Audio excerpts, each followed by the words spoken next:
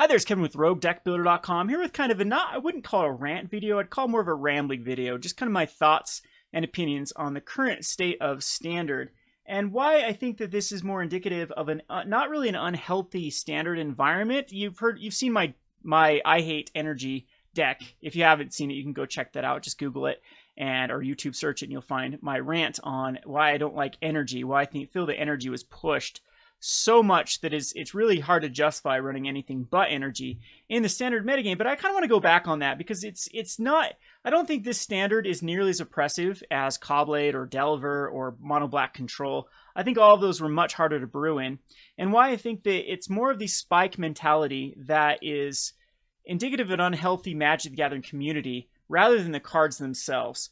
So hopefully I can make some pretty good points here, arguments in favor of that outlook. So let me just give you a bit of a history for all of these that may be new to the channel. I've told this story many times before on my channel of how I got the name Rogue Deck Builder. So long story short, I was in my very first Grand Prix, and the day before Grand Prix, this was Grand Prix Salt Lake City, I think it was like 2013, I believe. It's right when New Phyrexia came out. And the deck at the time was a deck called Wolf Run Ramp, which tried to get a Primeval Titan and then find off of the Primeval Titan a Kessig Wolf Run and Inkmoth Nexus. Because if you didn't handle the Primeval Titan, then the Inkmoth Infect plus the Wolf Run would usually be enough with 2 swings to get in there for lethal. And so again, it was the big dog, 35% probably of the meta at the time, and it ran cards like Slagstorm and other control-based cards to get there. And so I thought I'd build a deck specifically to beat it, and it was using a card called Chancellor of the Tangle, and we'll just pull that up. Chancellor of the Tangle. And the whole point to Chancellor of the Tangle was to, if you can reveal your opening hand, and you can add a green mana at your first main phase if you reveal it. And so the whole point of the deck was to try to drop a land and this, and then you could get out 2 mana dorks. There's Birds of Paradise, there's Avacyn Pilgrim at the time, there's Llanowar Elves at the time, and there was a werewolf that flipped if an opponent didn't cast a spell and was able to tap for 2 mana if it flipped. And it was a 2 mana cost card. So a lot of times on your first turn, you could drop you could reveal a Chancellor, a land, and then your opponent would go land go, and then you'd be able to flip your werewolf to be able to add 2 mana. And then the whole idea was to then follow it up with a Hero of Bladehold or a Sword of War and Peace. And so the Hero of Bladehold was a 3/4. So the 4 toughness was very, very relevant because it dodged the Slagstorm, and it could take over the game in a few turns. So the Battle Cry would also work with your mana dorks, but you'd attack in for 3/4, and then 2/2/1s. So right there would be 7 damage, and so and then the next turn would swing even for more. And if you add a mana dork onto this, then it could easily be lethal. So you could definitely race bad hands with Wolf Run, or if they did have a board wipe, you could easily come back with the Hero Bladehold and just keep swinging and force the board wipes each turn and just put too much pressure. So that was kind of the idea of the deck. And I was sitting down in what was called a grinder. So the day before, weeks before, there used to be things called GP trials that you could play. Every local game store was allowed 1, and you could go play in those. And if you won the GP trial, you'd get 3 buys to the upcoming Grand Prix. I think that they're still, correct me if I'm wrong, I think they still offer those. I don't know. I'm just in an area where grinding is for Grand Prix is impossible, in the middle of nowhere. And of course, there's just no one at our store. Our store is extremely casual, Gonro Games here in Richfield. That there's anybody who wants to get Grand Prix buys, for example, because we don't have a traveling team or anything. We're just not in an area that even has an airport. So getting Grand Prix is tough. So anyway, but they also, the day before Grand Prix on the Fridays, would have a lot of tournaments, and one of them would be these, what they call grinders, which I think it's either 5 or 6 round single elimination tournament. You would, I think it was 32 people. It was either 32 or 64 people when you filled up a grinder, and you had to win out to get the 3 buys. And so you had to go 5-0 with the deck. So I was sitting down, I beat my first round opponent, and then my second round opponent was playing Wolf Run. And sure enough, game number 1, I was able to reveal a Chancellor of the Tangle, drop 2 dorks, and turn to a Hero of Bladehold. And then after sideboard, second, he kind of just like humped it off like, oh, I just got lucky with it, blah, blah, blah. Then game number 2, exact same scenario happened. got the Hero Bladehold out, and even through a couple Slag Storms was able to win off the game. And after game number 2, my opponent was the definition of salty. He was frustrated and took it out on me, slammed in his chair, yelled at me, said, "Have fun losing your next match with your stupid rogue deck." And then went on this big tantrum about how my deck will never be able to win a grinder. There's no way that I'm going to be able to, that I just wasted all of his money and I just wasted all of my own money, and why'd I do this, that if I wanted to play my janky deck, just go play it at F&M, blah, blah, blah, blah, blah, entitled. And lo and behold, I went on to prove him wrong and end up winning that. End up 5-0 or 6-0 or whatever it required to get the 3 buys. And then I had a respectable finish on the Grand Prix at 6-3. Yeah, that was 3-3 with the 3 buys, but you know, I kind of earned that three buys there with going 5-0, and barely missed day 2 with the 6-3 record. And then the next day was able to top, I think I got 13th, 12th or 13th place in a Star City Open with over 300 players, and barely missed top 8. With a very similar deck to this with another rogue deck. And so that term rogue deck really stuck with me. And I decided I was going to start a YouTube channel, and it took me about a year to actually sit down and start a YouTube channel. But the whole vision, the whole goal of the channel was to prove that rogue decks could be competitive. Now, we all know the janky brews that people run that will never have a chance of hell of ever doing well. I still love those type of decks. They're fun to play, but that's just not me. My whole thing was to prove that rogue decks could be competitive. And I don't think that there's a standard that is more true than now. Yes, there are cards like the Scarab God and the Rogue Refiner and Tooth Aether that really make you question whether you'd play any other cards in those slots than those cards. And it's a very frustrating format that they have clear winners. But I don't think that this format is necessarily solved, nor is it a format where you can't build rogue decks. And I think I proved that with the Esper Godpharaoh's Gift. Or not Esper. I'm reading off the name off Goldfish. This is not Esper. This is just, there's not a white card in here. The Blue-Black Godpharaoh's Gift, the Metalwork Colossus, Marionette Master combo deck. And it did take me a good amount of leagues, but a lot of these leagues that I didn't go 5-0 in, I went 4-1. 4-1 was kind of the average finish for my league. You can go check the history of that in my Twitter feed. All the time I'd give updates of this, as well as my YouTube channel has a lot of gameplay with this deck. And now, lo and behold, 2 other people have picked it up.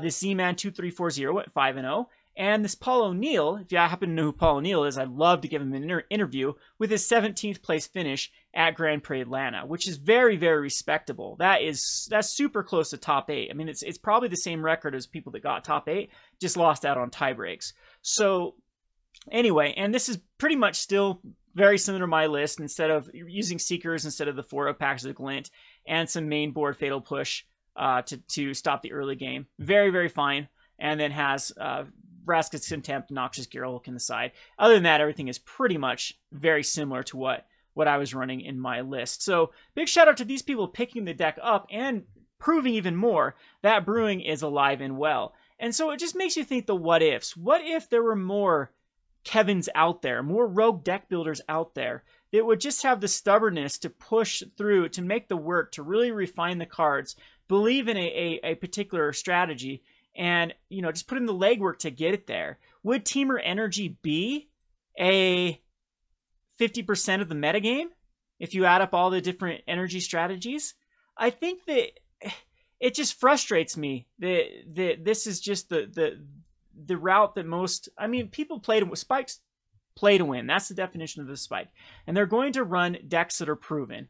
But it's just sad. Look at a Grixis Thopter. Think of everyone, if there was 50% of the people running this Grixis Thopter deck, or 50% of the people running Abzan tokens, or 50% of the people running the white-blue cycling, or all the other gems that might exist in the meta right now. Maybe this green-white aggro, or like a green-white ramp, or just we'd see a lot more top finishes with this different decks. I know Magic has tried, and I actually have been a huge opponent of the hiding of information, because this is what happens. Like, is Wizards that naive or just ignorant or stupid? I guess stupid is the right word, to know that this number is going to get inflated because of big tournaments with tons of information. So that the whole point of they wanted to get rid of a bunch of the 5-0 finishes, only showing 5 of them, and then each one of them has to have I believe, what, 10 different cards, 6 different cards in them to make the list. So there can't be 2 energy decks if they're exactly the same. They have to have at least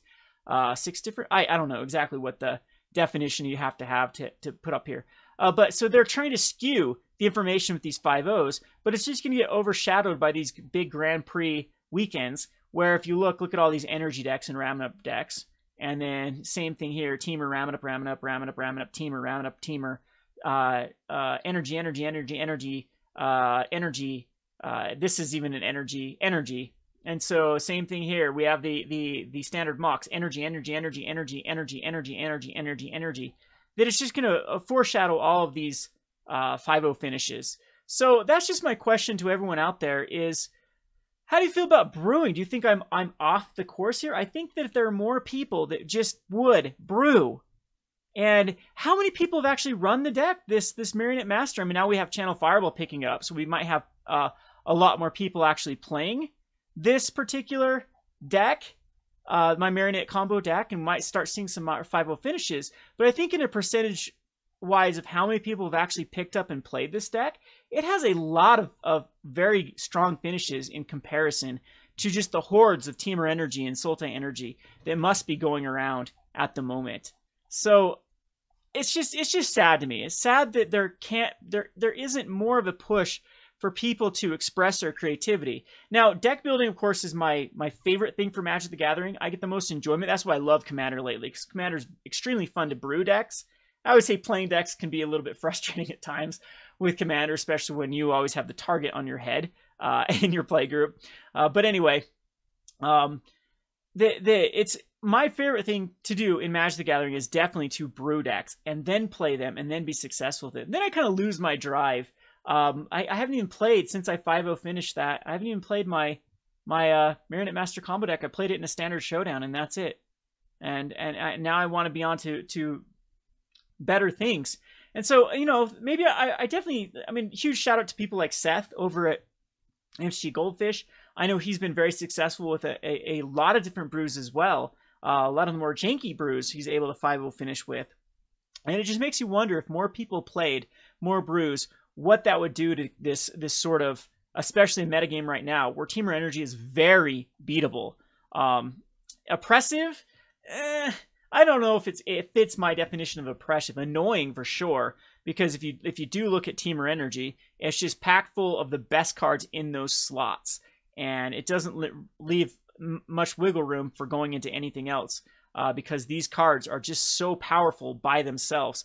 3/2 that replaces itself and gives you energy, whatever you value 2 energy. And in this deck, it's like almost a +1/+1 counter, almost a Thopter, or 2 more damage with the Harness Lightning, or grabbing something to the Confiscation Coup. Like, all of those make the Rogue Refiner just above and beyond better than any other 3-drop, and it's hard to justify running anything in that slot. So I had a whole rant video about energy here, but it's just it's extremely beatable. One of my best matchups is actually Temur Energy with my God-Pharaoh's Gift, because it seems to be that I'm just a little stronger, and I actually like it when they side out a lot of cards for more of their sideboard, because I feel like I have a better chance when they bring in a lot of like negates and abrades. Like, I guess like this particular deck could probably bring in Magma Spray, Spell Pierce, Abrade, negate, and probably bring in the Appetites as well, maybe even the Supreme Will, and that's like 7 cards coming in, and so they'd have to take 7 cards coming out, which is probably going to be, you never know if they keep Harness Lightnings in to try to but it usually is something here that gets taken out, and then they just don't have the punch to really get through, versus the God-Pharaoh's Gift before, even if they take care of the combo, then I start outvaluing them. But anyway, that's just kind of my rant, my ramble for the day, is we need way more brewers in the Magic the Gathering community. Conley Woods has been extremely successful with his Esper puppet deck. We saw the U-White approach deck, or U-White, not approach, the U-White God-Pharaoh's Gift do very successful, or Mono-White Vampires be very successful at the Pro Tour with very few people on those decks. And it's just sad to me to see there's just the vast majority of hordes just running Temur Energy all day long, just because it's a proven, well-known deck with a bazillion different ways, guides of how to play it perfectly. Every turn is spelled out for them how to interact with your opponent. And it's just sad. Magic the Gathering is so I think that the one word that describes Magic the Gathering over other card games is depth. You have so many options, so many beautiful synergies and interactions that the game has to provide, and it's sad when one deck dominates the entire format. When I'd make the argument that it's not as oppressive as Caw-Blade or Mono Black or all these other ones in Standards of the past. Anyway, interested in your comments in the comment section below. I'm going to get back to brewing decks and showcasing them. We have a series always over at Gathering Magic every week called the Rogues Alley, where I try a new deck. A lot of them end up being very janky. Some of them end up becoming gems. How the Marionette Master deck got started was a Rogues Alley deck before rotation even occurred. And so there's a lot of gems that can be found by brewing. You start off with a bad brew, and you just put in the legwork, and eventually it can become a formidable deck. So I hope that you all continue to brew decks, despite, I don't know, it's been a while since I've been in kind of the paper scene with the mentality. When I lived in Salt Lake, there definitely was a spike mentality. Even in the F&M scene, people would get upset if you'd run like a janky rogue brew, because they weren't prepared for it. They didn't feel like that you deserved to be playing something that was unproven, especially in the PTQ or the Grand Prix circuit. Oh, you'd get very, very salty people when you'd run a brew. But I hear the opposite also ends up happening, and I don't want to be one of those guys that just complains about spikes all day. Yes, you can play it. There's nothing wrong with picking up a tier 1 deck. If brewing isn't your cup of tea, if the creative outlet, huge personality theory nerd. I love like the Myers-Briggs, even though I don't absorb or hold Myers-Briggs as gospel like some people do, but I definitely think that Carl Jung and the whole psychology behind personality theory does ring true. Even in like Magic the Gathering, there will be certain personality types that are really good at brewing, and there will be other personality types that's their weak point, but they're very good at playing a deck, very skilled at piloting a deck that's already kind of had the legwork done. And so there's absolutely nothing wrong with playing to your strengths and picking up a deck that's already has a guide to it. But at the same point, I think it's very sad that there's just, it seems the pendulum is just too far in one direction, that becomes the norm. And this just be miserable. You Temur players, is it really that fun to go against Temur versus Temur mirrors all day long, or Temur versus Ramanup all day long? It would get so old and boring to me. Anyway, that's my food for thought today. Let me know in the comment section how you feel about this particular subject. This has been Kevin with RogueDeckbuilder.com. Thanks for watching.